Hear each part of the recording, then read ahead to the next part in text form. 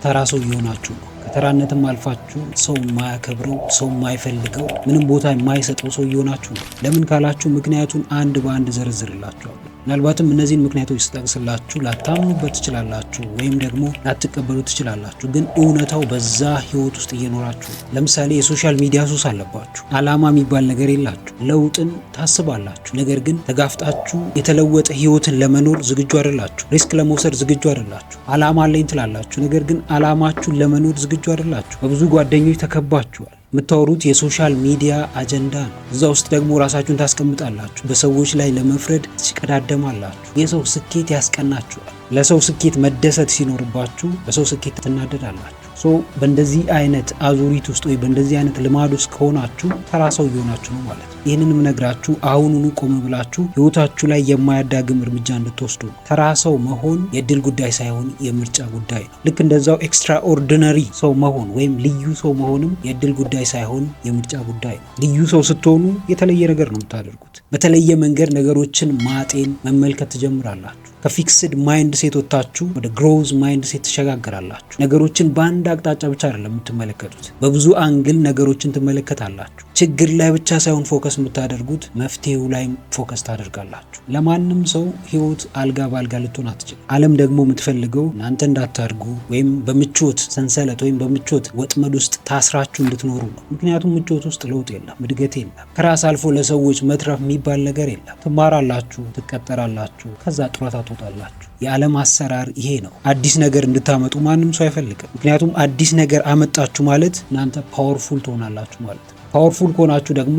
ከዓለም ቁጥጥር ውጭ ትወጣላችሁ። ማንም ሰው አይቆጣጠራችሁም። በስሜታችሁ ላይ ራሳችሁን ትሾማላችሁ። ሰው እንዲያከብራችሁ ማንንም አትለማመጡ። ከሰው ምንም ነገር አትፈልጉ፣ ምክንያቱም የሰው ነገር የሰው እንደሆነ ይገባችሁ። ሪስክ ለመውሰድ አትፈሩ። ሰው ምን ይለኛል የሚባል ነገር በውስጣችሁ አይፈጠርም። ከጓደኞቻችሁ ለመለየት ምንም አትፈሩ። ዙሪያችሁን ለማጽዳት በጣም ደፋር ትሆናላችሁ። ተራ ሰው ከሆናችሁስ በእንደዚህ አይነት ሰንሰለት ውስጥ ታስራችሁ እድሜ ልካችሁን በዛ ህይወት ውስጥ እየማቀቃችሁ ትኖራላችሁ። ይህን ነገር ምነግራችሁ ብዙ ሰው በዚህ አይነት ሰርክል ውስጥ እያለፈ ስለሆነ ነው። ዛሬ የሆነ ሰው ተነስቶ እንደዚህ ባይላችሁ ምናልባትም ይህ ነገር ልክ ነው ብላችሁ በዛው ልትቀጥሉ ትችላላችሁ። እኔም ያለፍኩበት መንገድ ስለሆነ ከባድ ሊሆን ይችላል። ምቾት የለውም። በሰዎች ልትገፉ ትችላላችሁ። ሰው ሊተቻችሁ ይችላል። ስማችሁን ሊያጠፋ ይችላል። ከዛም በላይ ስኬታችሁን ስለማይፈልግ ብቻ ከፊታችሁ ቆሞ ሊያደናቅፋችሁ ሊሞክር ይችላል። ነገር ግን በዚህ ሁሉ እንቅፋት ውስጥ ማለፍ መቻል እንደምትችሉ ማመን ይኖርባችኋል። ማያምን ሰው ወይም በራሱ ማይተማመን ሰው እግዚአብሔር የተሻለ ነገር እንደሚያዘጋጅለት ማያምን ሰው ማይቀበል ሰው አንድ እርምጃ ፈቀቅ አይልም። ከሰፈሩ አይወጣም። ቤት ለመከራየት ምንም አይነት ድፍረት የለውም። ብቻውን እንዳይኖር የሚያደርጉትን ምክንያቶች ይደረድራል። ኑሮ መወደዱን ያወራል። ቤተሰብ ብቻውን እንዲወጣ እንደማይገፋፋው ያወራል። ስራ እንደሌለው ደጋግሞ ያወራል። ነገር ግን ይህንን ሁሉ ማውራቱ ምንም ለውጥ አያመጣለትም። ከለውጡ ይልቅ የእሱን ጊዜ ያባክናል። ከዛም በላይ ደግሞ ሞራሉን እየገደለው ይሄዳል። በጓደኞቻችሁ ተከባችሁ እነዛ ጓደኞቻችሁ የማይረባ ወሬ፣ ህይወታችሁን ፈቀቅ የማያደርግ ወሬ እያወሩ እንደሆነ እያወቃችሁ እዛው ውስጥ ካላችሁ ከዛ ሰርክል የምትወጡበት ጊዜ አሁን ነው። እየተለወጣችሁ በሄዳችሁ ቁጥር ወይም የተለየ ነገር ማድረግ በጀመራችሁ ቁጥር እንቅፋቶች ይበዛሉ። ይሄ ሪያሊቲ ነው። ማንም ሰው የሚያልፍበት መንገድ። ጓደኛችሁ ይተቻችኋል። ቤተሰቦቻችሁ ላይቀበሏችሁ ይችላሉ። የስራ ባልደረቦቻችሁ ላያምኑባችሁ ይችላሉ። ግን ዋናው ቁም ነገር እነሱ ጋር ሳይሆን እናንተ ጋር ነው ያለው። እናንተ ብቻችሁን በመጣራችሁ የምታመጡትን ለውጥ እነሱ አይመለከቱም። በተለይ ደግሞ ማይፈልጉት ከሆነ ድሪማችሁን አርቀው መመልከት አይችሉ። ሊፈልጉ ከሆነ ምናልባት እናንተ አብራችኋቸው በሆናችሁ ሰዓት ስለ እናንተ ሊያወሩ ስለ እናንተ ሊያስቡ ይችላሉ። ከዛ በኋላስ ይረሷቸዋል። ሁላችንም ብንሆን በማንም ሰው ልብ ውስጥ ዘላለም አንቀመጥም። በጥሩም ይሁን በመጥፎም ይሁን የሆነ ሰው ያስታውሰናል፣ ከዛ በኋላ ደግሞ ይረሳናል። እሱም ይቅርና እዚች ምድር ላይ የምንኖረው ለጊዜው ነው። እድሜያችን በጣም የተገደበች ነች። ለዚህ በተገደበች ህይወት ደግሞ የምንፈልገውን ነገር ማናደርግ ከሆነ፣ ነፃነታችንን በራሳችን የማናውጅ ከሆነ፣ ያመንበትን ነገር የማድረግ ነፃነት ከሌለን ላይፍ በጣም ከባድ ነው። በኋላ ላይ ቁጭት የሚባል ነገር ይመጣል። በወጣትነታችን ማድረግ የምንችላቸውን ነገሮች ሳናደርግ በመቅረታችን ብቻ ሉዝ የምናደርጋቸው በጣም ብዙ ነገሮች አሉ። ኢቨን ማንነታችንን አይደንቲቲያችንን ሉዝ ልናደርግ እንችላለን። ማንነቱን ያጣ ሰው፣ እሱነቱን የተነጠቀ ሰው ደግሞ ነገ ላይ ቆሞ ስለ ራሱ ማውራት አይችልም። ስለፈጸማቸው ጀብዶች ማውራት አይችልም። ነፃነት ማለት ሁላችንም በእጃችን ይዘን የምንዞረው ነገር ነው። ከእጃችን ፈልቅቀን ማውጣቱ የኛ ስራ ነው። እንኳን ሰው አይደለም እግዚአብሔር ራሱ እያንዳንዱ የሰው ልጅ ነፃነትን ሰጥቶታል። ነፃነቱ ስኬት ነው ካላችሁ ደግሞ ነፃነቱ አምላኩን ትቶ እሱን ትቶ ሌላ ነገር እስከ ማምለክ የሚደርስ ነፃነት ሰጥቶታል። አምላክ የሰጣችሁ ነፃነት ደግሞ ሰው እንዲቀማችሁ አትፍቀዱ። ሰው እንዲቀማችሁ በፈቀዳችሁ ልክ ነው ተራ እየሆናችሁ ርካሽ ሰው እየሆናችሁ የምትሄዱት። ሰው የሚያከብረው ተራውን ሰው ሳይሆን ውድ የሚባለውን ሰው ነው። ከብዙ ሰዎች ወይ ከመንጋው ተነጥሎ የወጣውን ሰው ነው። አዳዲስ ነገር መሞከር የሚችለውን ሰው ነው። ሪስክ መውሰድ የሚችለውን ሰው ነው። አዲስ ውጤት ከዚህ በፊት ታይቶ የማይታወቅ ነገር ያመጣውን ሰው ነው። የራሳችሁ አይደንቲቲ ያላችሁ፣ የራሳችሁ የመጣችሁበት መንገድ አላችሁ፣ ኢቭን የራሳችሁ ፍላጎት አላችሁ። ያንን ፍላጎት እንዴት ነው የምታስኬዱት?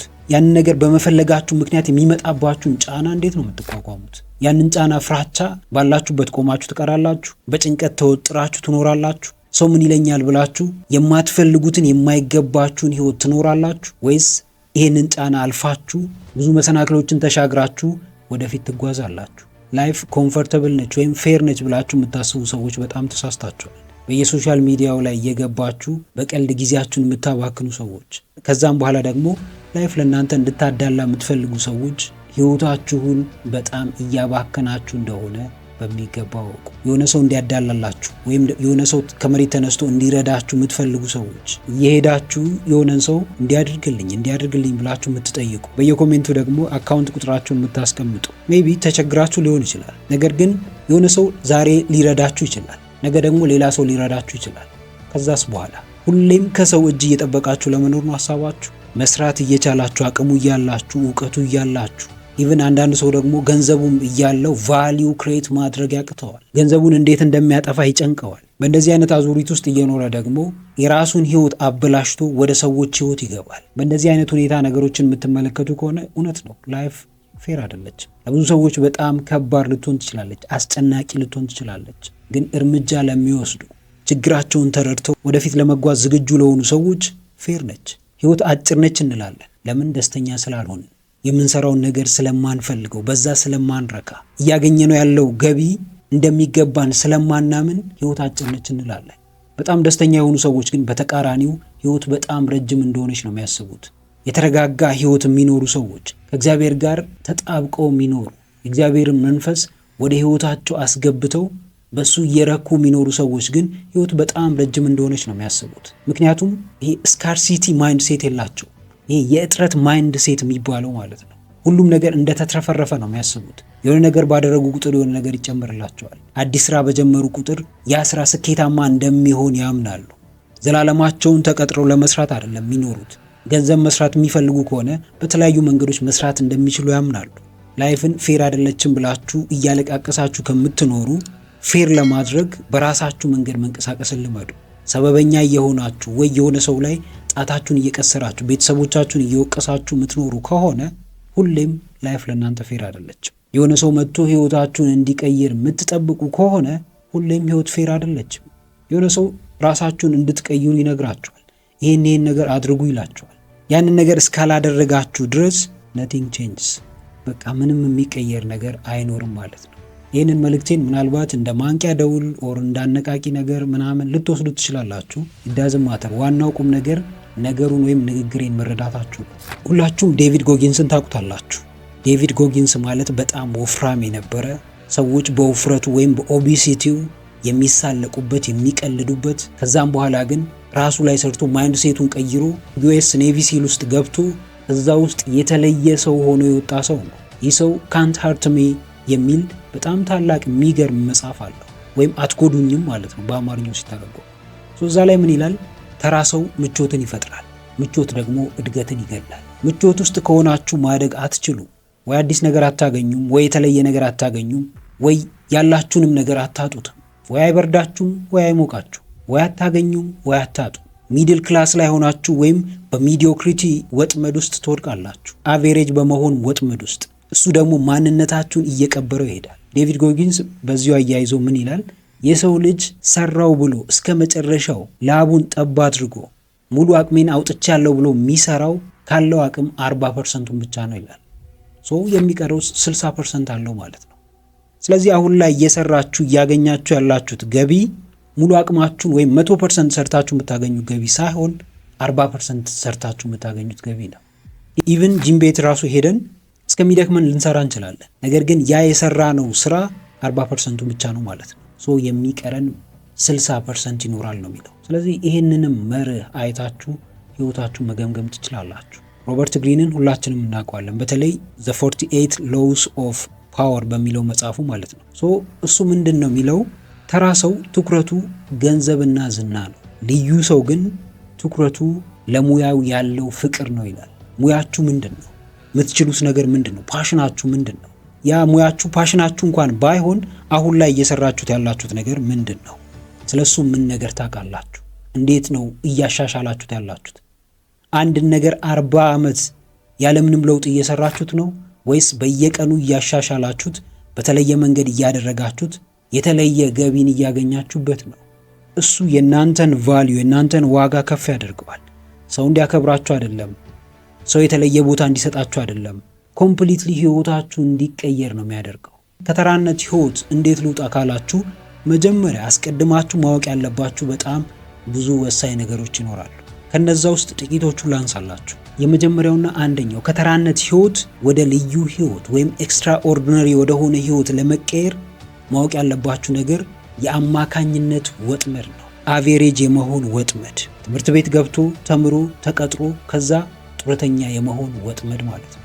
ዓለም የምትሰራው በዚህ መንገድ ነው። የትም ትምህርት ቤት ብትሄዱ ስለ ኢንተርፕረነርሺፕ የሚያስተምራችሁ ማንም ሰው የለም። ስለ ቢዝነስ የሚያስተምራችሁ ማንም ሰው የለም። የገንዘብ አያያዝ፣ የገንዘብ አጠቃቀም ማንም ሰው አያስተምራችሁም። የራሳችሁን ቢዝነስ እንዴት እንደምከፍቱ ማንም ሰው አይነግራችሁ። ስለዚህ ይህንን ሁሉ የማድረጉ ኃላፊነት የእናንተ ይሆናል ማለት ነው። ማንም ሰው ከመሬት ተነስቶ የሆነ ካምፓኒን አይገነባም፣ የሆነ ፊርማ አያቋቁምም። ራሱን ያስተምራል። መጀመሪያ ይቺ ዓለም እንዴት ነው የምትሰራው? ከኔ ምንድን ነው የምትፈልገው? እኔን ባሪያ ማድረግ ነው የምትፈልገው ወይስ እኔን ንጉስ ማድረግ ነው የምትፈልገው? ዓለም የምትፈልገው እናንተን ባሪያ ማድረግ ነው። እናንተን ዘላለማችሁን ቀጥሮ ማሰራት፣ እንደ ግብአት መጠቀም፣ ማይንድ ሴታችሁን በምትፈልገው መንገድ መቅረጽ፣ በአጫጭር ቪዲዮዎች ላይፋችሁን ማወክ፣ ትኩረታችሁን መበተን። አሁን ስንቶቻችሁ ናችሁ ረጅም ቪዲዮ እስከ መጨረሻው አይታችሁ የምትጨርሱት? ስንቶቻችሁ ናችሁ ረጅም መጽሐፍ ጀምራችሁ የምትጨርሱት? ለምን? ሁላችንም እየተበላ ነው። አእምሯችን እየተበላ ነው፣ እየተሸረሸረ ነው። ትኩረት የማድረግ አቅማችን እየተበላ ነው። ለምንድን ነው ይሄ የሚደረገው? የሰው ልጅ ሙሉ ትኩረቱን አንድ ነገር ላይ አድርጎ የሚቆይ ከሆነ በጣም የሚገርሙ ነገሮችን መፍጠር ይችላል። እነዛን የሚገርሙ ነገሮችን ፈጠረ ማለት ደግሞ ራሱን ነፃ ወጣ ማለት ነው። ዓለም ደግሞ ነፃ እንድትወጡ አትፈልግም። በጣም ትላልቅ ደረጃ ላይ ያሉ ሰዎች ልክ እንደ ባሪያ እንድታገለግሏቸው ነው የሚፈልጉት። ህይወትን ከባድ አድርጋችሁ እንድታዩ ነው የሚፈልጉት። ራሳችሁን በመቀየር ሳይሆን በዓለም ችግሮች አእምሯችሁ እንዲወጠር ነው የሚፈልጉት።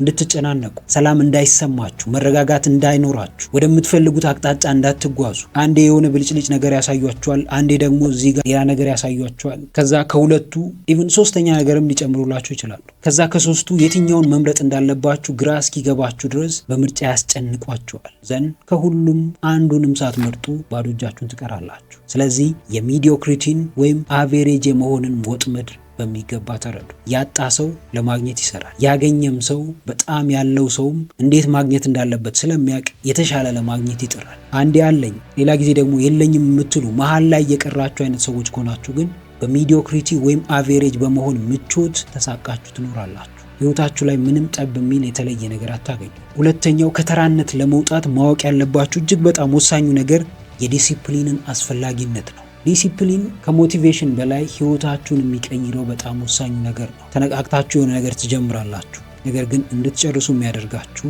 ዲሲፕሊን ነው። ኤክስትራ ኦርዲነሪ የሆኑ ሰዎች ይጀምራሉ፣ ከጀመሩ በኋላ ግን በፍጹም አያቆሙ። ለምን እንደጀመሩ መጀመሪያ ያውቃሉ። ከዛ በኋላስ እንዴት እንደሚጨርሱ ደግሞ በሚገባ ያውቃሉ። ዲሲፕሊን ምን ያክል አስፈላጊ እንደሆነ፣ ስሜታቸውን መቆጣጠር ምን ያክል ዋጋ እንዳለው በሚገባ ያውቃሉ።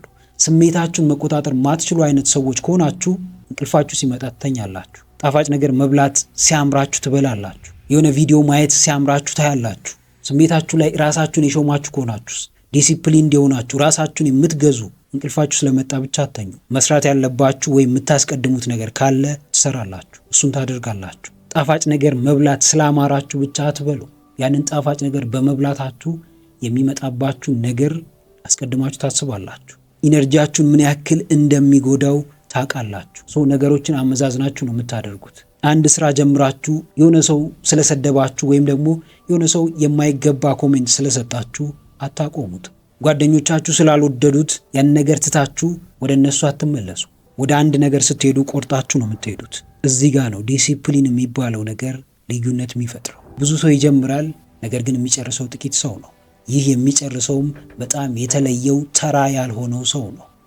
ከተራነት ህይወት ወደ ውድ ህይወት፣ ዋጋ ወዳለው በሰዎች ዘንድም ሆነ በራሳችሁ ዘንድ የሚከበር ህይወት መሸጋገር የምትፈልጉ ከሆነ የዲሲፕሊንን አስፈላጊነት በሚገባ አወቁ። ሶስተኛው ከተራነት ለመውጣት ማወቅ ያለባችሁ ነገር ራስን የማሳደግን መርህ ነው። በየቀኑ 1% ራስን ማሻሻል። በየቀኑ 1% ዛሬ የምትሰሩት ስራ ላይ ቫልዩ አድ ማድረግ። በአመቱ በስተመጨረሻ 37 እጥፍ ታድጋላችሁ። 37 እጥፍ በአንዴ ማደግ አይቻልም። ነገር ግን በየቀኑ በምታደርጓት 1% ሩል 37 እጥፍ ማደግ ትችላላችሁ። ሁሌ የምትማሩ ከሆነ፣ ሁሌ ራሳችሁን የምታስተምሩ ከሆነ፣ ሁሌ አዲስ ነገር ለመማር ዝግጁ የምትሆኑ ከሆነ፣ በተለየ መንገድ ለመጓዝ ማትፈሩ ከሆነ በስተመጨረሻ የምታገኙት በጣም የተለየ ውጤት ይኖራል። በስተመጨረሻ ከዚህ ከተራነት ህይወት ለመውጣት ማስተዋል ያለባችሁ ወይም ማወቅ ያለባችሁ ነገር የፍርሃትን ትርጉም ነው። ፍርሃታችሁ ምን ያክል እየጎዳችሁ ነው? በፍርሃታችሁ ምክንያት ያጣችኋቸው ነገሮች ምንድን ናቸው? ተራ ሰው ከሆናችሁ